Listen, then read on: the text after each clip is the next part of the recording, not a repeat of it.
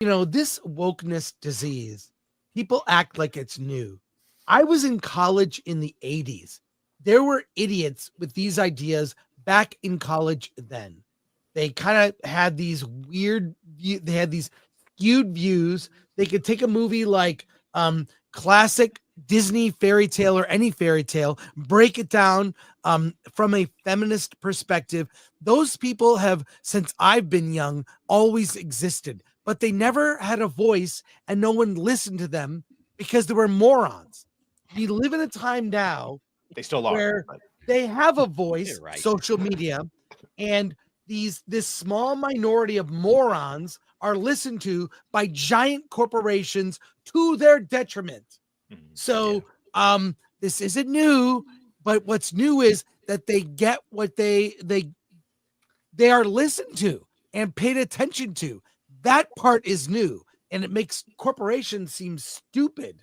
Like could you imagine trying to make they are mad about Lilo and Stitch and the shade of brown that the lead character is. You know what? It looks very good. It looks true to the cartoon. I don't know. I think it looks fine, but they're arguing about the direct, like, does it have to match the person? Give me a break. And meanwhile, Ariel was black. It's kind of Thank you. Like now y'all care about getting the character right. Now you care about getting the character right. You know what they say. The character was a black girl turned into a white girl turned into a black girl. Now it matters. You know what they say? They say it does matter. They say that that's disingenuous argument that you're arguing about Ariel and being the Little Mermaid. No, that doesn't matter. This matters because her skin color is inherent to the culture that she is living in Hawaii, and it's that. Oh, and Ariel being Scandinavian story. I've seen so many TikToks about Ariel this. was That a is what fish, they're Dante. saying. They're saying that the skin color does matter because there's a huge difference that it speaks on the tourism of white people in Hawaii and what she has to deal with. And I'm just like, what are you talking about? It's a double standard. Because there's no light skin on that in the movie. Yeah, let's also not forget that in Princess and the Frog, the black character was green through half the movie.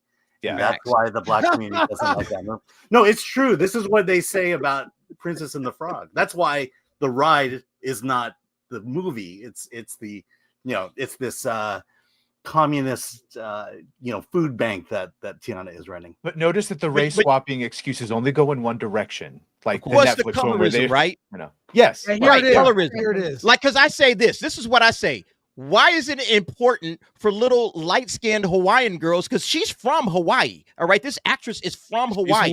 Why isn't it important for little light-skinned Hawaiian girls to see themselves? They have to see themselves on film, to see themselves in the character. Why can't they get the same benefit of black girls needing to see themselves and all of that other nonsense that they try to use as the excuse for the race swap? It's BS, man. I hate this crap. But it's so hypocritical. These guys are giant hypocrites, man. They can't stick to. Look, this is me.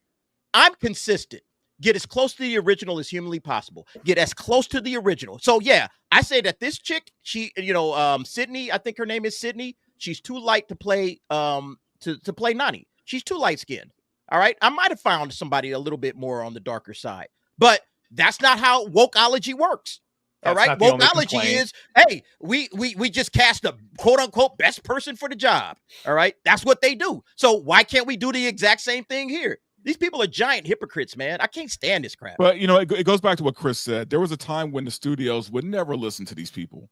They would never have taken these people serious, man. Yep. And because they want to make money. And now we know why. Because we've seen what happens when a studio listens to these people. Now they're failing. They can't make money.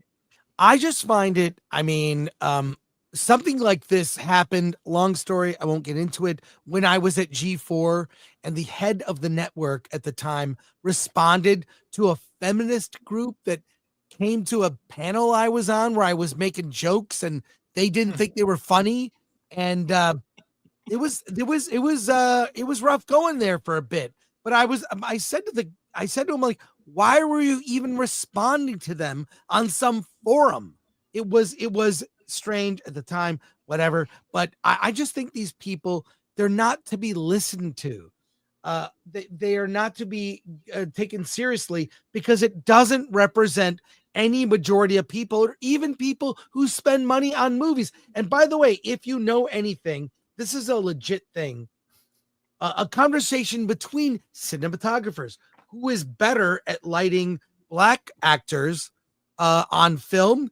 And turns out black cinematographers have a better sensitivity to lighting black actors better, because I'll tell you what, you change the lighting, she will be just as dark.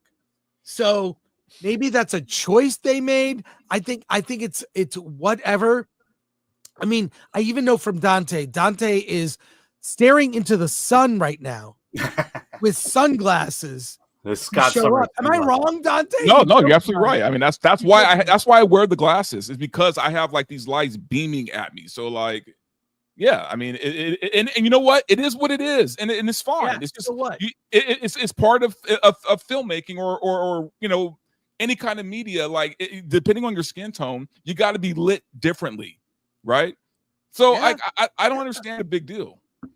Yes, I don't get the big deal. I'm sure, you know, she's a good actress. The trailer has been very well received, but this is not going away. Like if I turn one light off, I would look very different on film if I turned one light off. So I mean, it's yeah. Anyway, you would. By the way, my little Asian daughter didn't feel seen in Snow White, and I appreciate them being that one Asian guy in the movie. So. There was one guy at the end. One. I think that was Chad. Yeah. Yeah. But here's my point. Stop listening to these people. This is why we're here now, because not only were these people ignored in the past, but you know, now they started listening to these people, and not only that, they're now working at these companies in video games, at film studios. Now they've got jobs where their voices can be heard. But you know what, Chris? It might be too late. Like, it might be too late, to be honest with you. It's too late for Disney, for sure. Not if we let them do it. We got to go back to make it normal to laugh at people again. When they were in that writer's room, and we're going to chant the power of one, the power of two, the power of many. Like everyone should just start laughing. No, but what I'm saying is, I think the damage is done. I don't know if the film industry is going to recover from this. I really don't believe that. Yeah. Well, the problem is there are people. Hey, Paul, we were talking about your Daredevil video earlier. So, and he says Dante does not use white lights. Okay, well, thanks, Paul. Appreciate you. No, it's just the thing is, my point is, because I'm effing old. These people, and I went to college for all of 2.5 years, and I dropped out. Long story. Ironically, years later, I wrote a book, required reading for college. 4 editions of my Ultimate Film Festival Survival Guide. Look it up, whatever. My point is, these arguments have always been around. They're really unfun people to hang out with. They take everything very seriously, have no sense of humor whatsoever. They look at everything from a political lens, and they have been around forever, but they never had power. What's different now, they have power. Social media, blogs, other YouTube channels, and they work at the very studios that make these films. So now they have a voice. What I'm saying is, you're dumb if you listen to these people.